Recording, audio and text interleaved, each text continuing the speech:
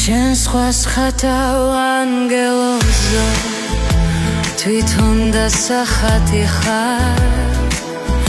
მაგ ფუნჯებით ამ ქუჩაზე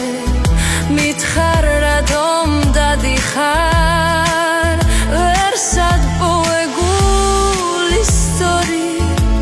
შენებცის ფერთვალებით რომ დილიდან საღამომდე ამ გზით დავიარები რომ დილიდან საღამომდე ამ გზით დავიარები მიპასუხა მხისვე ვეუფლები ხათვას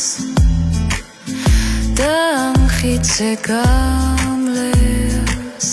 ფუნჯით ფერებს ვატან